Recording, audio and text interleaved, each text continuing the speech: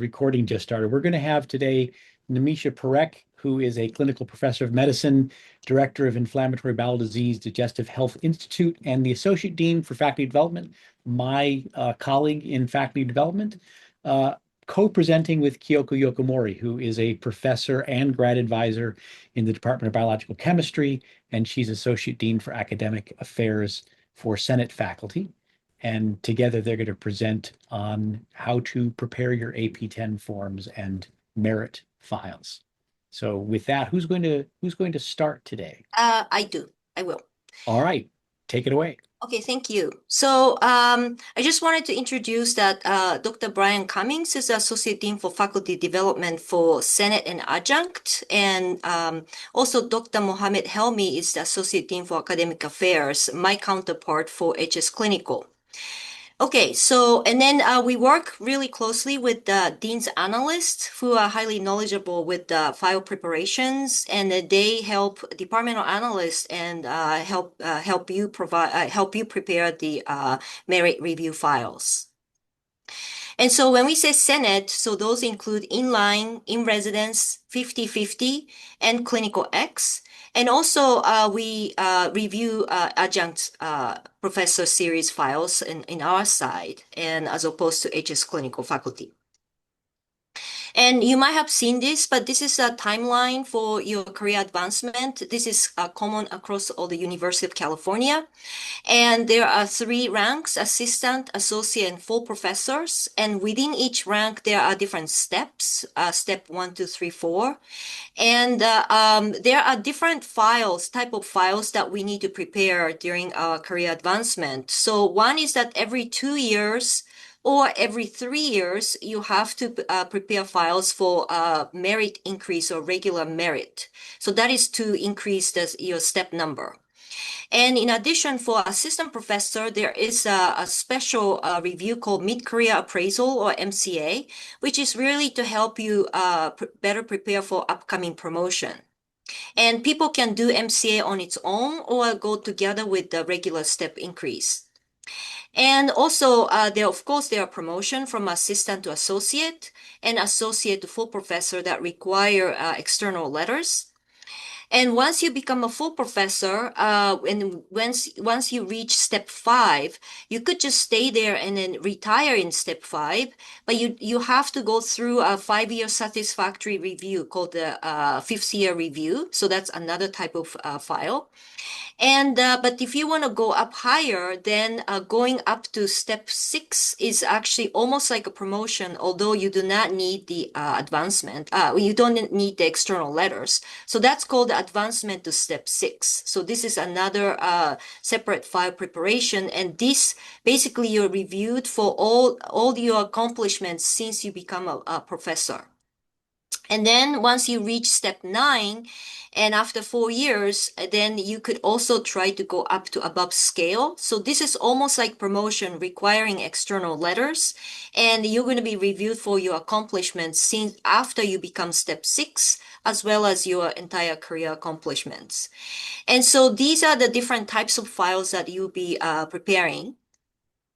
And what are you going to be evaluated for? So for main campus folks, the Senate and Adjunct series, we're going to be evaluated for these 3 major criterias: teaching and mentoring, and creative activities. For inline faculty, basically it's research, and also service, both professional service outside of a university and the university service. And for those of you who have clinical duties, there are 4th criterion, which is a clinical competence. So you're going to be evaluated by your accomplishment in these 3 or 4 review areas or buckets. And basically your file preparation is coming down to how well you can put it in all your accomplishment in these 3 or 4 categories in your file. And if you are adjunct series, then you're not expected to perform well in all 3 areas. And you should talk to your chair and then try to understand what are the 2 areas you can focus on. this is the flow of the review process. So without going into much details, but you are responsible for preparing your review files because you know what you've done best.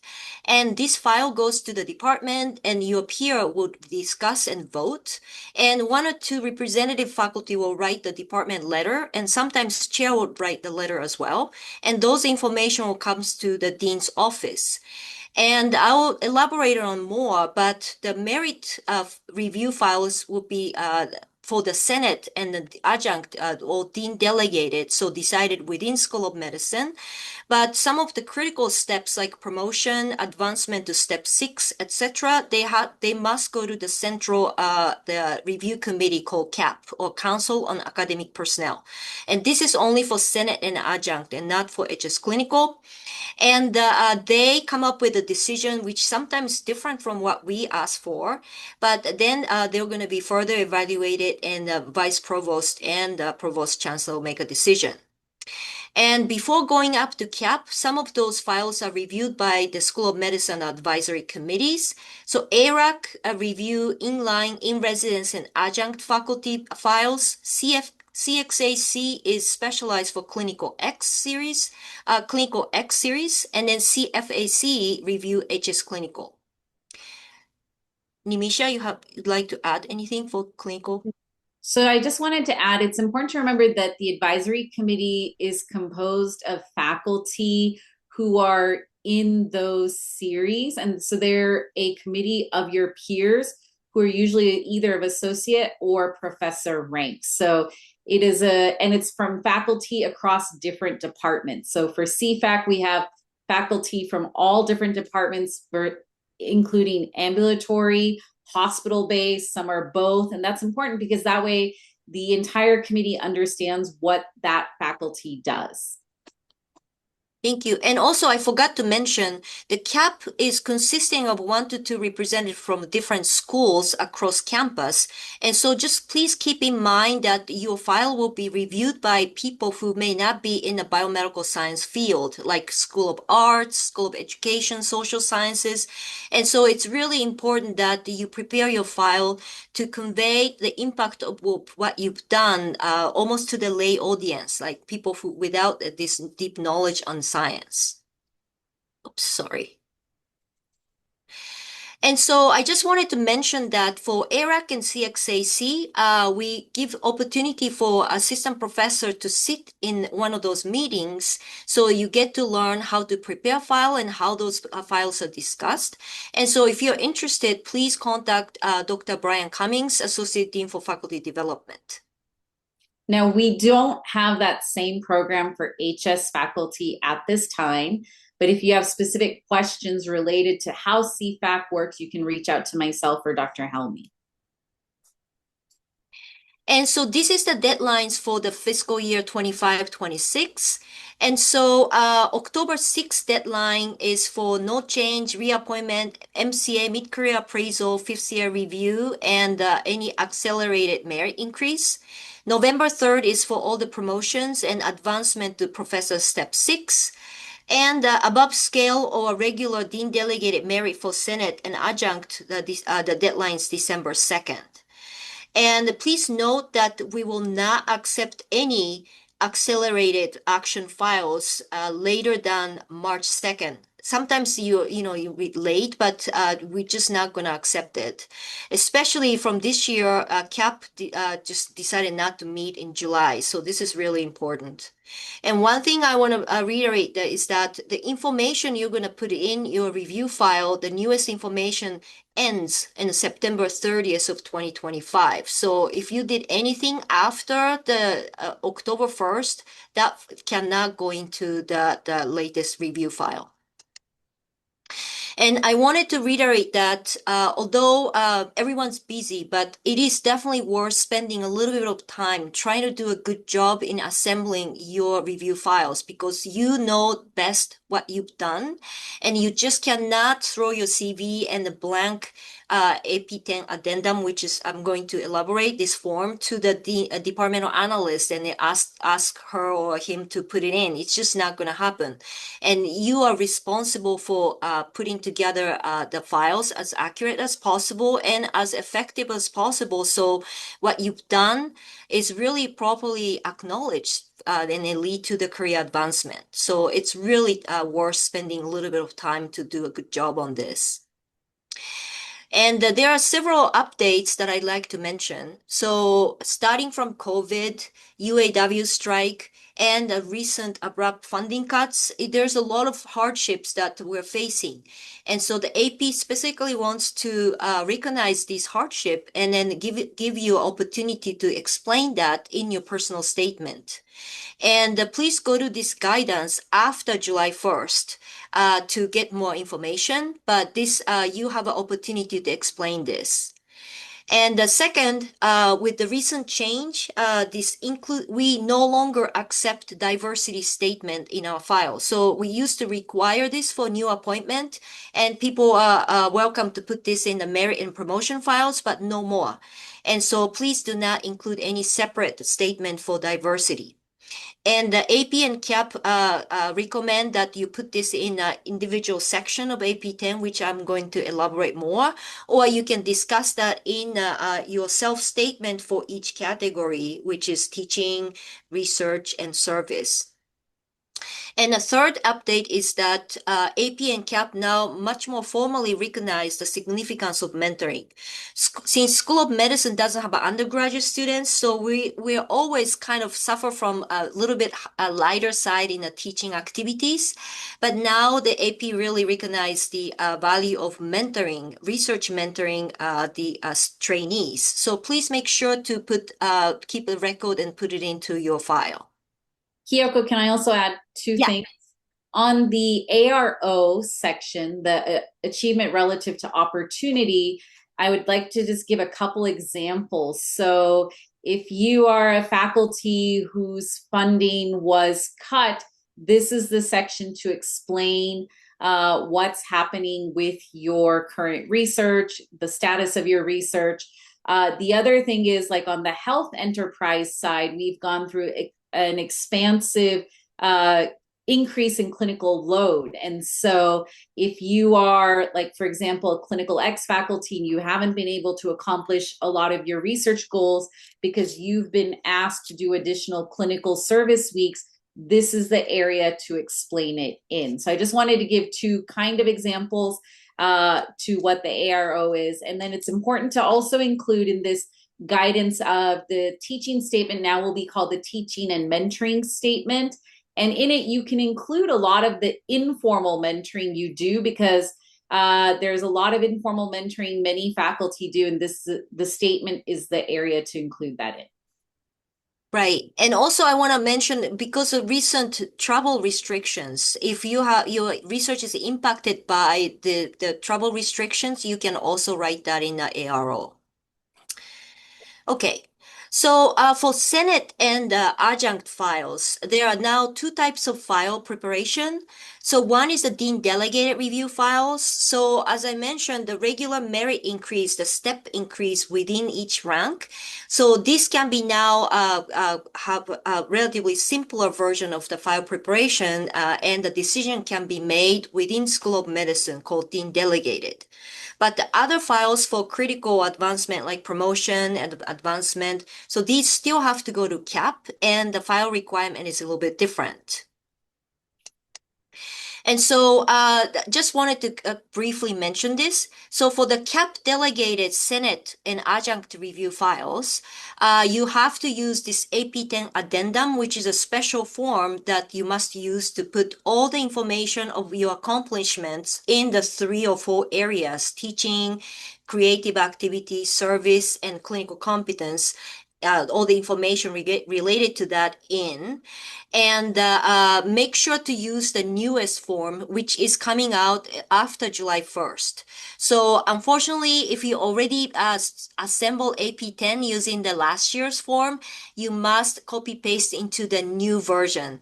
The vice provost is very adamant about this, and so we will have to return the file if you happen to use the old version, because there are some significant differences. Okay. And in addition to that, you also attach your CV. So the AP10 only contains your accomplishment within the review period, but the CV contains the information of your entire career, giving the perspective. And this is both of them are really complementary to each other. And one thing I want to emphasize is that the publication numbering must be same between AP10 and CV and cannot change between review to review. So that's really important. And for some of the review, like promotions that require external letters, you really need to collect this, which is basically a department is responsible. And I'll come back to this a little bit later, but we recommend to include the UC letters from other UC campuses, and I'll come back to that. And another pieces, the components you need is 2 pieces of evidence of teaching. So this is really important. And you typically add, collect teaching evaluations for all the teaching activity you did.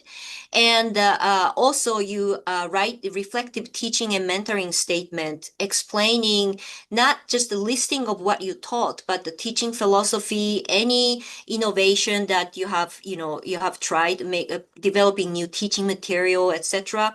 And also this is where you're going to address any negative teaching evaluation you might be received and address how we respond to this. So CAP is not looking for perfect teaching evaluations, which is impossible to get, but they just want to see that how responsive you are to any negative comments. So I highly recommend that rather than covering up or ignoring any negative comments and emphasize the good comments, just talk about fair and square any negative comments you get and then discuss that in your teaching statement. And also if it's major, then the department letter should definitely discuss that. Okay, so that's to your benefit. And also, if applicable, research and service statements are also highly recommended. And although it's optional, but especially if your files go to CAP, then you should definitely spend time preparing a good research and service statements, because CAP is looking for is the context. And so you can really explain the context of your accomplishments in these areas. And if your file is a regular merit increase, the step increase, then those are deemed delegated. And so what you need to do now is just highlight the what you did during the review period on your CV. So it's pretty easy, right? And but you still have to attach your 2 pieces of teaching evidence, the teaching evaluation and the reflective teaching statement, as well as this a subsection of AP10 called AP10DD, which is to put it in your teaching record. Okay, and you can choose to submit AP10 instead of CV. Then in this case, you still have to attach a CV. Okay. And so this is only applicable for the Senate and adjunct faculty members whose decision is being delegated in this way. And the self-statement or the length should be shorter. The total should be less than 2 pages, including service and research, instead of 3 pages each for the CAP delegated file. And I already covered the 2 forms of evidence of teaching. So that's that. And then you can refer to this file documentation in this site. But again, I recommend you go to this site after July 1st. Now, for HS clinical review files, you still will need to turn in all of this information. So once again, the new updated version of the AP10, the 2025 version, will be available on their website July 1st, 2025. Your departments may have set internal deadlines for you, requiring you to finish your AP10 by, June 30th or July 1st, as someone mentioned in the chat. you will still have to do the updated version. All departments were notified of this by AP last week. I'm very sorry that you may have to do the work twice, but you need to use the updated AP 10. You will have to include your CV. You'll still have to do the publication numbering that matches your AP 10. You only need outside letters if you're going for a promotion from assistant to associate, or if you're going from associate to full professor, or advancement to professor above scale. Teaching evaluations, which your department should be collecting on your behalf. And then the statements, you have 3 options. You can do a reflective teaching and mentoring statement is required. If you are doing research, you can include a research statement, but it's not necessary. And if you're doing a lot of service, you can also include a service statement as well. Please do remember, don't make your statements more than 3 pages max. They will get sent back to you. Okay, next slide. Okay, so if you go to this website, then you can download AP10 and AP10DD forms. And again, please wait until after July 1st, because right now there may be the old version. So the AP10 addendum, the full-length addendum, contains five sections. Section 1 is employment history, and the rest is the 3 major review categories: teaching, mentoring, research, creative activities, and service, professional and university. And the clinical competence can be folded into either of these sections or both. And this is the header of this AP10 addendum. And the first thing you should do is to talk to the department analyst to make sure that the review period, your understanding of review period is correct. And you should be writing October 1st of which year through September 30th of 2025 if you're submitting this fall. And write your name. And so that should appear in every page of the AP10. And if you look at the bottom, and if you said June 24th, then unfortunately that's the old version. So please try to use the 25 version. All right. And if you actually hover your mouse to this blue letter with the underline, it actually have a pop-up showing the additional information. So you can try that. And the one thing is that you should list everything in chronological order. So section 1 is employment history, and typically the newest one at the top, and not just the ranks, but you need to put it in the each steps, and this year should be should be accurate. And if you happen to be in a different track, like you used to be researcher, or you have a faculty position in other UC campuses or others university, this is where you should put it in section B. And section 2 is a teaching and mentoring. And we University of California put a lot of emphasis on the good teaching. And it's just not just a course classroom teaching, didactic courses, but also clinical teaching in wards, operating room, and clinic, and the research mentoring of graduate students, fellow residents, high school, and undergraduate students. So these should be all documented. And more weight is given to teaching activities with the evaluations. So if you even give a one lecture, if you have an opportunity to collect teaching evaluations, please collect them, because then CAP will really look at this seriously, right? And okay, so and if you do a lot of mentoring of junior faculty members, this should actually goes to service section 5 or 4 rather than in section 2. So, can I interject there, Yeah, Kyoko, of before we go course. on? So just some advice I give to folks is that sometimes teaching evaluations don't happen. Like there's an administrative gap or the website's not available. So if you're giving a presentation or teaching a seminar or something, and you're not sure there's going to be evaluations, it is best if they're done anonymously and through the department and through the department staff. But bring paper copies of a short evaluation. You can email me and I can give you an example of one, but hand out something for people to fill out, and have them fill it out and stick it in an envelope and give it back to you. and scan those just so that you're keeping track on your own in case you need additional evaluations. One thing I want to note is that collecting evaluations from Bio 199 or graduate students in your lab is just meaningless because it's going to be a huge conflict. They're not going to say anything bad about you, and so it doesn't carry any value. So those you do not need to collect. Okay. All right. So section 2, A, so this is where you're gonna list any courses that you teach that has a have a course number. And if it's a regular course, then should be underlined. And if you are touching a teaching evaluation, you should mark with asterisk. And please look at this heading and make sure you are providing information according to this heading. The course number, title, enrollment number, instructor number, and the percentage taught. Okay, and typically you want to have newest at the top in a chronological order, but you happen to do it in opposite direction, it's not the end of the world. It's okay, but you usually recommend it to do newest at the top.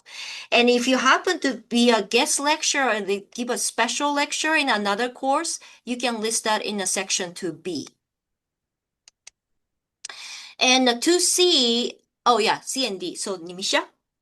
All right. So when you are HS faculty and clinical, you're doing a lot more teaching, informal and formal, like when you're in clinic, when you're on rounds, when you're in the operating room or procedure space. So in section 2, part C is where you would put where you are teaching medical students or other health professional students. So if you have pharmacy students, nursing students, dietitian students, PA students, NP students, this is the section you would put it in. And that you would break it up into ward rounds, clinical teaching, and lectures. And this is specifically to the students. Please do not put the names of the students, but just put the number, the dates, how many hours a day you did spend teaching, and how many days per week was that rotation. And so we gave some examples here, like if you were on general surgery rounds, if you were on GI consult ward service, we included that way. Now, if you're doing clinic teaching where a student is in clinic with you, there's a lot of different ambulatory rotations. And so this is how we would recommend to put it. If you have a third year student coming every 3 months, how many hours they come. Now, if you're giving lectures to the medical students, or if you're giving specific lectures, this is the area to put it in. Please also list journal clubs that you gave to medical students during the review period as well. So section 2, part C is for the medical students. Now the next slide will be section 2, part D, where you are teaching residents and fellows and other graduate students. So once again, if you're doing ward runs, clinical teaching, and lectures. So for a lot of the residency programs and fellowship training programs, you may be teaching 1 or 2 lectures. You can list there the lecture title, how many residents came, and how long, the date that you gave that lecture. Now, let's say you're doing informal teaching every day on your clinic ward rounds. And so this is an area you can put that as well. And so this is an example, but once again, please do not list the names of the students, residents, or fellows. I would recommend to list the dates of the service that you're on, number of hours spent teaching, list all the lectures. Sometimes we give quick informal lectures, like 10-minute lecture on how to work up GI bleeding. Put that on there. But remember, don't report the same lecture in multiple sections unless there is a reason. For example, you were teaching both medical students and residents. And so specify that this lecture was attended by both residents and fellows. Next slide. Okay, so for the graduate students, you can list this here. And if the students graduate with the degrees, you can put it here. Please make sure the defense date falls within the review period. Same thing for the advancement exam. And it's important you, again, look at the heading, and it's important you clarify your role as a member or chair and which department. Listing a department is important because if you are invited to serve on the committees in other schools or department, that really show that your expertise well recognized in the UCI community. So that's really important. And here's the master thesis student supervision. and then the postdoc. And this is the undergraduate students mentoring. And one thing I'd like to say is that if you help students, either undergrads or graduate students, get fellowship, scholarship, this is where you should be listing under each individual person's name, right? And rather than put it in the grant section in the next section, section 3. Okay. And this is a very good indication of your mentoring excellence that, your students can get fellowship. So it should be listed in here in section 2.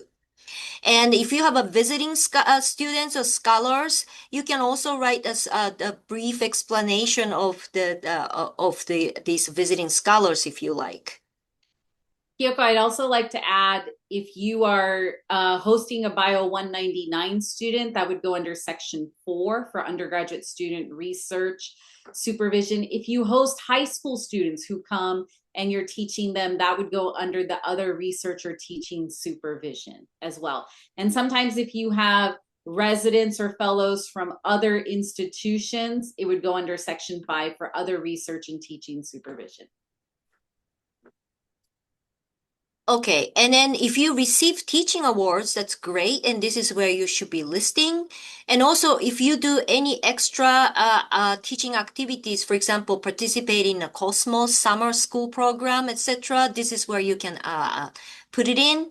And oh yeah, this is a good example. So if you hover your mouse to this teaching innovation section, this is the pop-up that you see. So you can see that there's an extra explanation on this.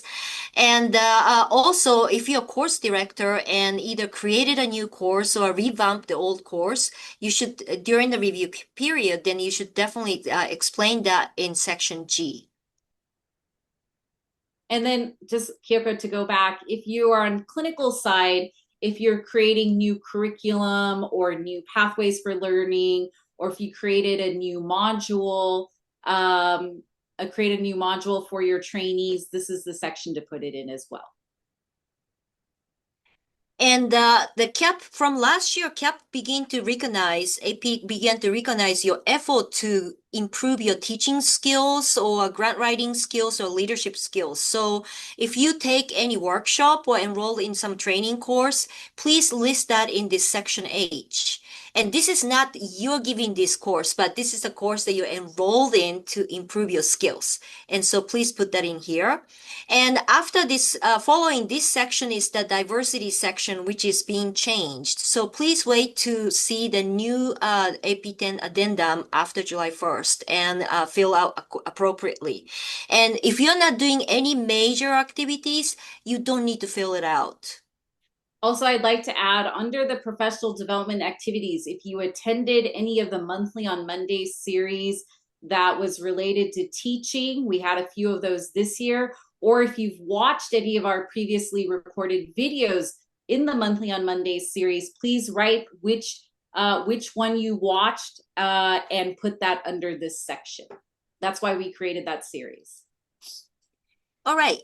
So this is a recapping this importance of 2 pieces of evidence for teaching. So the reflective teaching and mentoring statement and the student evaluation and teaching. And for the student evaluation, please put up to the last 5 years. So for regular merit, it doesn't matter, but for promotion, sometimes, your review period is longer than 5 years, but you only need the last 5 years. And please limit to that. And again, if there's any negative comments, please mention that in your teaching statement. And if it's major, the department letter. Again, CAP is looking for how responsible you are, and rather than try to look for the perfect teaching evaluations. And right, so that's that. And then, right. And another thing was that please maintain confidentiality of mentees, diversity students. Please do not put their names in either in your teaching statement or in AP10. Okay, it's okay to list graduate students' names for the advancement and PhD, but anything related to protected, the privacy, please do not use their specific names, and that will be returned to the department. Okay, should we stop here for questions or should we go on? I just wanted to make one more comment under Section H for professional development. For anyone who is involved in graduate medical education, all faculty have to attend the GME seminar. So you could include that here as well. So please do count that. Okay. Should we just get through the presentation? I think we should keep going. I think Okay. where Brian and Mohammed are answering questions Oh, as okay, great. we go. Okay, sounds good. All right. So now we're going to section 3, research and creative activity. And so here, please look at the right-hand side. These are the important tips. And so, like I said, as I mentioned before, the reference numbering, it has to be matched. This is really important because sometimes CAP and AP has to go back and then review across multiple review cycle files. And if the numbering is different, it's going to get really confusing. So that means that the oldest publication should be number 1, and the newest publication should be the highest number. So if you are newly recruited, and most of the newly recruited people's CV, when I look at it, the newest one is number 1. The sooner you flip it, the less painful that is. So please flip it and make sure the oldest one start with number 1, newest one is the biggest number. So you don't need to change numbering every time. All right. So that's really important. And another thing is that for the publications, the CAP is really looking for whether those publications are peer reviewed or not. So please stipulate any publication you're going to list, they are peer reviewed or not. It's almost, there's no point of listing non-peer review publications because they're not going to consider. So make sure that you stipulate they are peer reviewed. And another thing CAP started to ask from last year, especially, was to distinguish original research article versus review articles. There could be a peer-reviewed review articles, right? And then so some people list having separate numbering system, but many people have the same numbering for peer-reviewed journal articles. So all you need to do is just clearly mark which one is research, which one is review. So please do that. And also, it's a little things, but please put your name in bold, especially those of you who have the relatively common last names. It's so much easier for the reviewers to see your names when they're reviewing your paper. So please do that. Okay, and then one thing that right, and then what's really important is to explain your role in each publications. All right, and so especially now there's a much more team science, multidisciplinary team science become common. So you might be a middle author for many publications, and but you might be making a very critical contribution for the study. So explain that. So CAP is really looking for the context. And so it should not be long, but 1 or 2 sentences, your contribution. And for a while, we're saying either you can say major, minor, moderate, or percentage contribution, but really what CAP is looking for is more specific contextualization of your contribution. So please do that. And also, it's important that to show if you are corresponding or co-corresponding authors, you should definitely mark those. And more papers, you might be a multi-corresponding author. So please make sure to mark them and then highlight that you are one of them. And another thing I'd like to mention was that the preprint publication like bioRxiv or medRxiv, it's pretty clear that CAP will not consider them. Okay, especially for promotion and acceleration. So there's no point of listing them. And if you're going to list, it should be stipulated as non-peer reviewed. And I'll explain that. But you can put those papers in your research statement saying that, hey, I have this the studied in the pipeline and getting reviewed currently. And that might be helpful. But putting in this section this doesn't add much. But if you feel you don't have enough publications for promotion and feel really insecure, you could put that in this section. But in this case, please put it into section 3C, completed parts of larger works. And so this is where if you insist to list bioRxiv, this is where it should be go to, but it should be stipulated clearly it's non-peer reviewed. And the downside of this is that once you put this in here, next time, once the paper is actually published in a peer-reviewed articles, you cannot put it in a section A anymore because this is not credited in the previous review, and you can only put it in section 3B. right? So there's not much positive things for insisting adding the bioarchive paper in AP10. So my recommendation is to put it in the personal statement for research. Okay. And section 3 summary. So what CAP is looking for is the impact of your publication and leadership of your in your research program. And so even though you might be a middle author for many publications, some paper you should be first or senior author. This is really important, and a corresponding author to show that you have some leadership role in the project. And again, if you're middle author, explain your contribution. And also, if you publish papers in a really high impact journal like Nature Cell Science, you can add impact factor.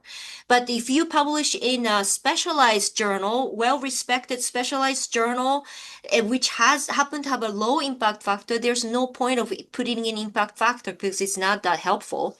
But instead, if your paper is highly cited by the reviewers, you could put in RCR value, or department letter can mention your scholarly impact by citing H-index. So there are all these metrics that you can use interchangeably, whatever that's most effective in highlighting your paper research impact or your scholarly impact. Okay. And for the HS Clinical X and Adjunct Professor series, research may not be your main the major cup of tea. Then publishing peer-reviewed case reports, review articles, book chapters, these are perfectly good creative activity. And so that's really important. And also even developing new teaching material, website content, these are great. And also for those of you who do clinical trials, with industry-funded clinical trials, especially if you're a site PI or it's a PI initiated, that's a great evidence for creative activity with leadership. So please put that in your section 3. And so those goes to this section 3F. Oh, so if you have a patent filed, you can put it in E. And if you maintain some online, the website, etc., you can put it in D. And if you're getting grants, or if you're doing clinical trials, that goes to section 3F. As I said before, if you're getting your mentees getting the scholarship, please do not put it in here, but put it in section 2. And again, please pay attention to this heading and try to provide the information according to this heading. And whether it's previously submitted or not, funding source, and the grant number or title. Believe it or not, the reviewer actually look at this individual funding and go to their funding agency's website. And so if there's any inaccuracy, they're going to send back the file. So please make sure that everything you put it in is accurate.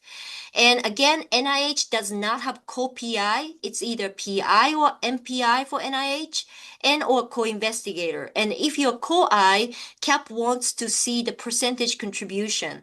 It's good idea to put a total amount if you're part of a huge grant, but you need to stipulate what is your contribution, like 5% or 2.5%, etc. And the T for total, D for direct amount, you should put this dollar amount and a duration. So please make sure to have this as accurate as possible. And if you are clinical trials industry funded, you provide this information. And if you have IRB protocols for clinical trials but does not have any funding, please do not put it in here. You can put it in your research statement. Anything to add, Nimisha? No, I would just add on the professional online system resources. If you're hosting or created a podcast series, that is an area of creative activity as well. So you could include that. We said videos and other online resources. Okay. Sorry, we need to speed up, I guess. So, okay, so there's again if you take some developmental the improved grant writing, for example, you can put it here. And the other things, please look at the most updated version.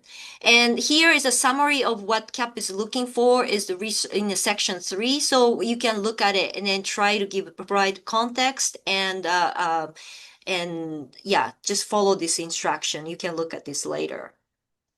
Okay. All right, so I'm going to take over and go over sections 4 and 5 of the AP 10. Section 4 is on professional recognition and activity. This includes awards and honors, any media coverage, participation in professional organizations, if you're on editorial boards, invited lectures, and then if you have evidence of like clinical competence of, a new board certification, or if you got OCMA Physician of Excellence, this is the section to include it in. So next slide. So section A would be specific honors and awards, Best Doctors of America. If you became a fellow in your national society, or if you received a specific award, I would recommend to list it here. Memberships are where you are members of different national societies, regional societies, Part B. You can also list board certifications here. Next slide.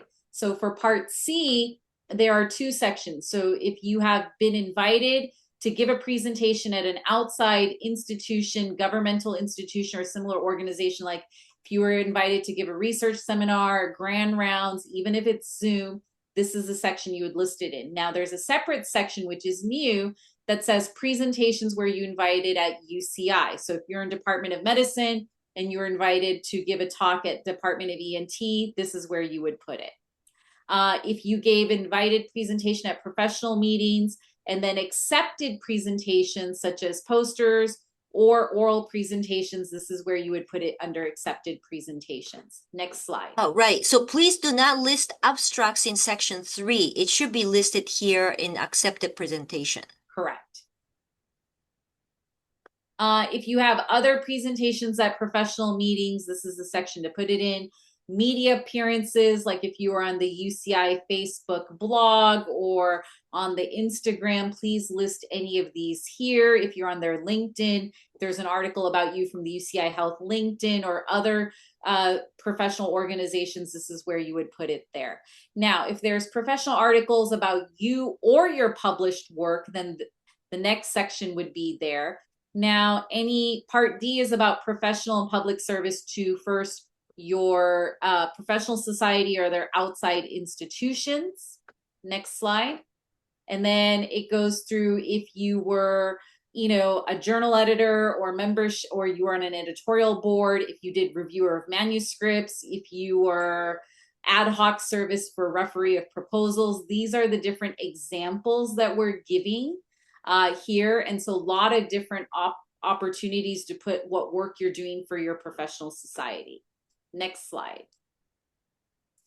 Now, if you are a consultant and doing honorarium work, this is the section under consulting activities, either it be for industry, government, and please do indicate whether you were paid or if it was pro bono.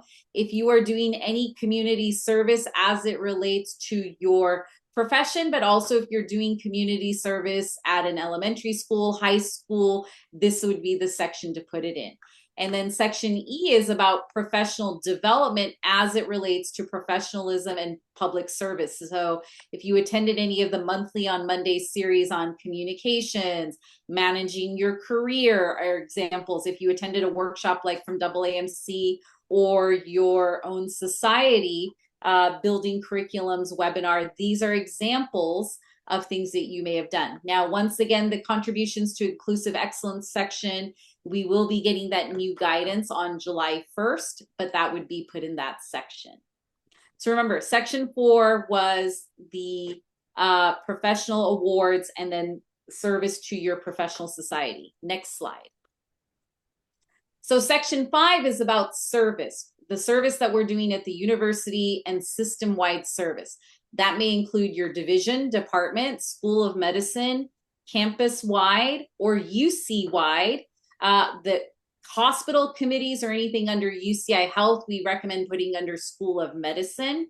If you have done service as a department chair, division chief, other leadership roles, this is the section to put it in. Now, it's important to remember that less service is expected from assistant professors. More service and leadership is expected at the higher ranks, especially for Senate faculty as well as for HS full professors. Campus-wide service is expected to ensure shared governance of the University of California. Next slide.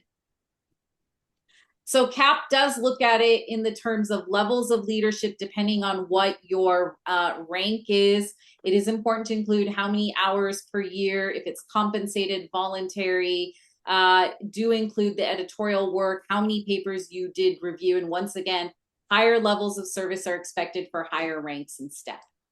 So now to go through the AP 10, different examples. So university or system-wide. Let's say you're on the Cancer Research Coordinating Committee. This is the area to put it in. So this is if you're an academic senate and you're on a committee like CXAC or ARAC, this would be the section to put it in. Campus-wide committees, these are different examples. School-wide is predominantly where you're going to put majority of your committees. If you're on the School of Medicine Mentoring Committee, if you're on a hospital-based committee, I would recommend to put it under Part C. Now, department committees and division committees. So let's say you're on the CCC for your residency training program. That's where I would put this here. If you have any specific leadership roles in your department or division, if you're the associate program director, or if you're the clerkship director, these are the areas to put it in. If you serve on a faculty search committee, please list that under department service. If you've served on a chair search committee, please list it, you could list it under school. If you served on a search committee for a higher level of leadership, usually it would be school or campus. Next slide. Once again, professional development activities as it relates to university and system-wide service. If you've done some leadership training through our SAIL Academy leadership, you could put it here. We also had some monthly on Monday faculty development series on leadership and pathways to leadership. This would be an area to include it. Also, once again, contributions to inclusive excellence section, we'll be getting that guidance next week. Next slide. So just to remember for HS faculty specifically, university-wide service includes across the UC system, UCOP advisory committees, if you're an EPIC liaison for UC system. If you're doing campus-wide work where you're working with the School of Nursing, School of Arts, the Samueli Institute, other administrative roles at that level. Most of you will be putting stuff under School of Medicine, UCI Health, hospital committees, and then division and department. These are just examples. So if you interview medical students, that is a service to the school. If you do any mentoring, or if you're a PACE preceptor, or you are doing curriculum review, if you serve on any advisory committees for the dean's office, this is the area to put it in. Now for UCI Health and any hospital-based committees, I would make a separate section under the school and put what your contributions are here. Also remember, many of you may be involved in other educational committees of your department and division, wellness committees. Don't forget to include that you interview residents and fellows. That is all service that should be accounted for. Next slide. Okay, so here are some lists. You can look at it, but I found some mistakes in the past. So again, the scholarship fellowship for mentees should be listed in section 2 rather than 3 in the grant section, and no names for diversity students. And I already talked about the bioarchive papers, and the meeting abstract needs to go to section 4C instead of section 3 publications. And ORU membership should be in section 5 in the university rather than in section 4. And then these are talking about the accuracy of the grants contract sections. Just please make sure that all the informations are correctly put in. Okay, and again, I'd like to emphasize the self-statement is worth putting your effort in, because CAP and AP are really looking at the context, which is not that obvious from the list of things you did in the AP 10. And so for the dean, for Senate and adjunct only, the dean delegated essay should be less than 2 pages total, and the CAP delegated one is 3 page each for the research, teaching and service. And the reflective teaching statement, these things are really important. And this is where you can also explain ARO.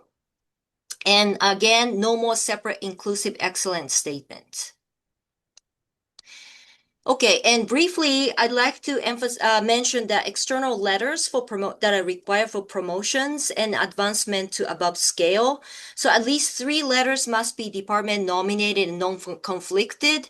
And I strongly advise especially if you are clinical ex-faculty members, the department should try to get 1 or 2 letters from other UC campuses, because other universities don't understand clinical X series, and you may get dinged for not having NIH grants, right? And so this is really important. And the collaborators are conflicted for 4 years if they publish something together.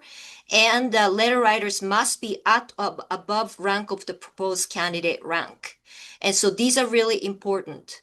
And external letter tips, you can go to this guidance, but again, after July 1st. I think there's not, oh, right. And then you cannot select the same letter writers for assistant to associate promotion and associate to full professor promotion. It has to be a separate set.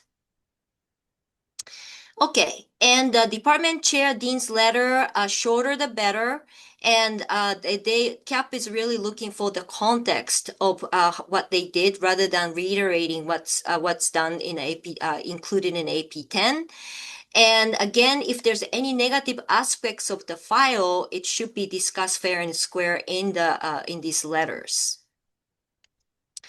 And this is just a summary of conflict of interest. I'm not going to go into the details, but you can download this file and then you can take a look at it. And basically, if your mentors are forever in conflict, so keep that in mind. And if your collaborator cannot sign the department letter, chair cannot sign the department letter. So there's a basic rules, and we hope that department and the dean's analyst can catch those as well. And if you have any question, you can also go to this link.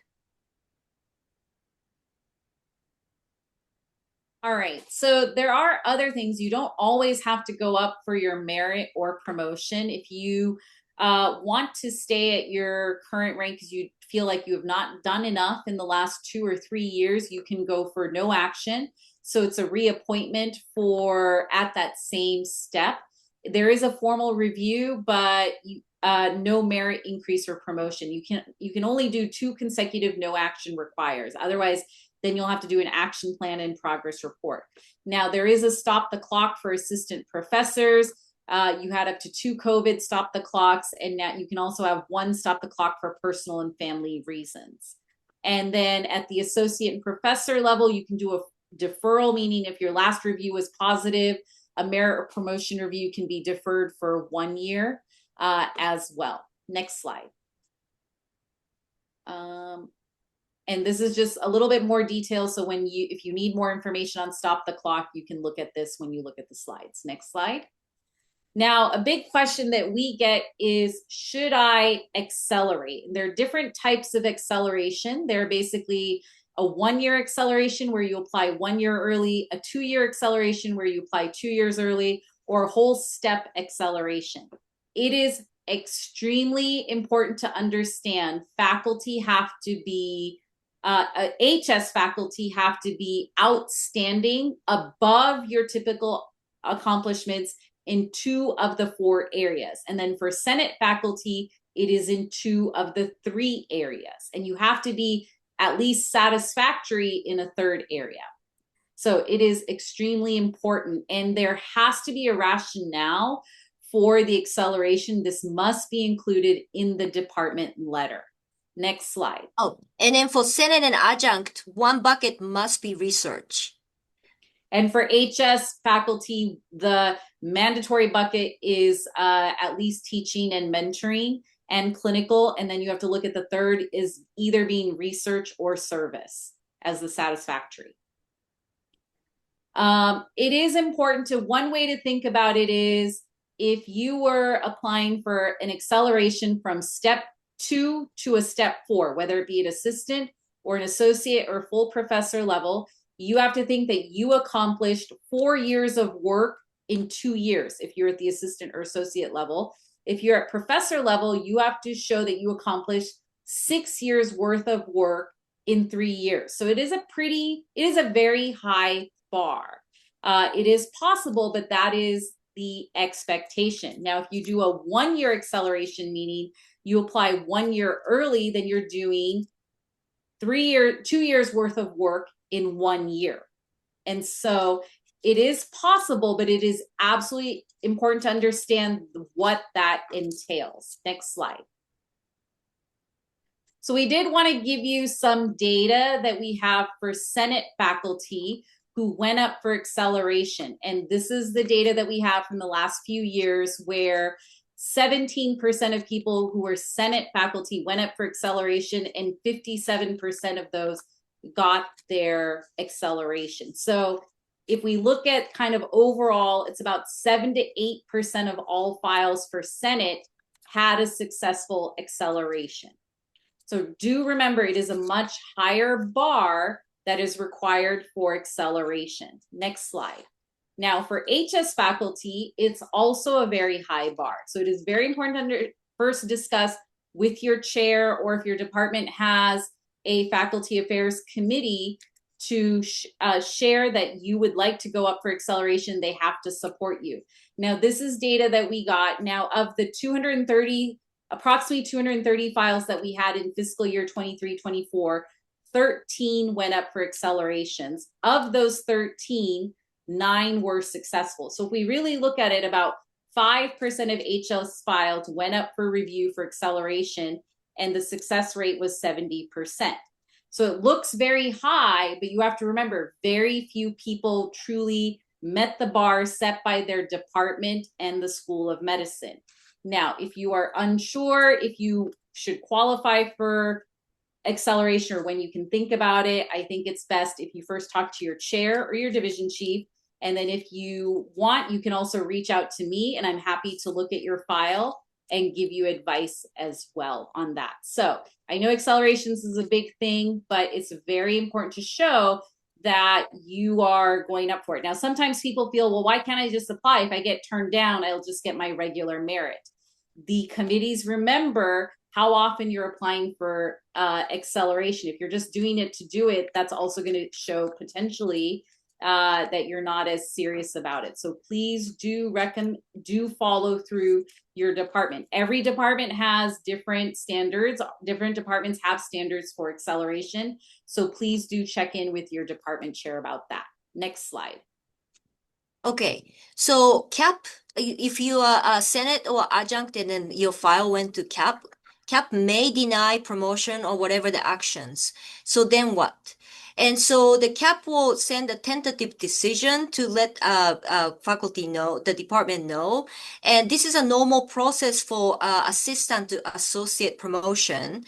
And only for this promotion step, the assistant professor can add new materials, new accomplishments happen after the September 30th of 2025 in this year's case, up until the day that they review. And so that really try to help you to get promoted. But this is not allowed for any other steps or any other, not for the promotion for associate to full professor. And if you're doing a great job in file preparation in the first place, there should be nothing to add when CAP asks for additional information. And so at this point, it's most likely CAP is not going to change their mind. And also CAP is not required to ask for additional information, just to keep that in mind for the other the actions. And so at that point, you can either accept the decision or you can withdraw the file and resubmit in the following year, change your plan before actually you get officially denied. So that's a reason that CAP might let you know the tentative decision. So keep that in mind. Okay, so that's it. And then these are some helpful website, but please wait until after July 1st to download the AP10 forms. All right, thank you. I want to thank everyone for coming. Dr. Yokomori has to step off very quickly, but I will stick around, and I know Dr. Cummings and Dr. Helmy are around if anyone has any specific questions. Tonight's recording and the slides will be sent to anyone who has registered. Please do encourage your peers to watch this so they can fill out their AP10 correctly so we don't have any hiccups. I do understand there's a lot of people who are a little upset because of the new AP10 that has not come out and will be coming out July 1st. Just, I know your departments had you do your files early. Most of the information will still be useful. It's just we haven't seen it. So just hold tight till next week. Look at the new AP10, work with your department analyst, and go forward. This is what, that your departments are doing a good job in trying to get you guys to do all your files early and get everything on par. I would like to also extend out to any HS faculty if you have any specific questions about your file or whether you should go up for acceleration, please reach out to me. For Senate faculty, please reach out to Brian Cummings. Once again, thank you for taking the time to attend this workshop today, and we hope you have a good evening.